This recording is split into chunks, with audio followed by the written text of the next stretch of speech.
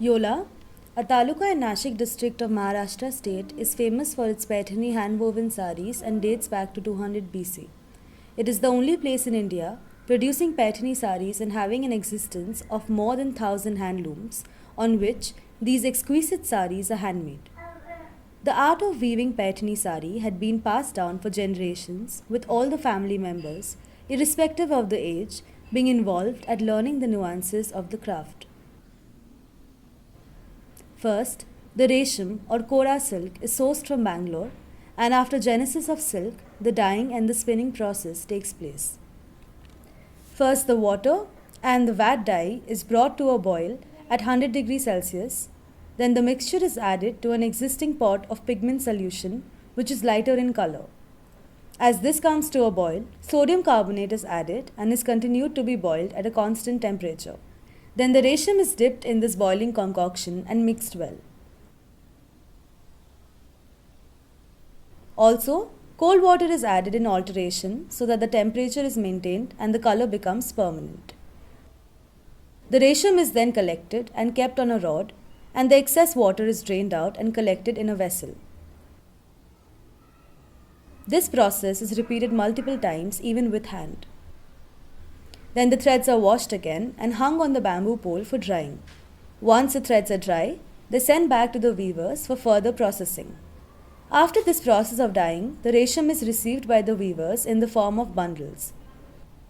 As the threads are fine, they break easily, so they apply kerosene to separate them and prevent the breakage.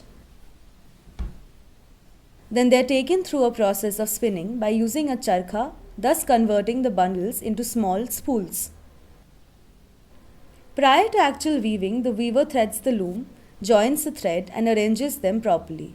Then he fixes the funny through the warp threads lying stretched on the looms. After this, the actual process of weaving starts. The loom is simple and consists of a traditional wooden frame with some minor accessories. Cloth beam or turai enables the weavers, when the work is in progress, to turn the beam slowly and roll the web around it. The reed frame or hatya is supported from the root by cords, and its upper and lower parts are composed of pieces of woods fitting close together. Between them is inserted the comb or reed or funny. The comb is composed of a series of very thin bamboo strips. This comb helps to keep the strings apart.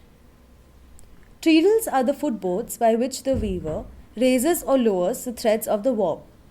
The threads are usually numbered and are connected by cords with the upper portion of the jacquard. The footboard is fixed to the ground on two pegs and used for raising the warp.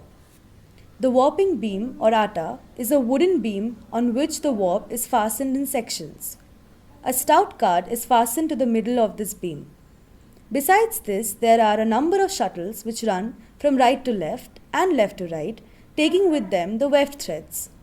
Number of bobbins are also used to make the design in the fabric. Pushte is used in designing the border of Paithani, in which it is punched according to design application. Once a sari is completed, it is taken off from the loom and cut. The normal length of such a sari is about 11 feet. It is then folded properly and packed. A sari so well embellished with motifs and zari that it takes on a personality of its own and awaits an admirer to become a family heirloom.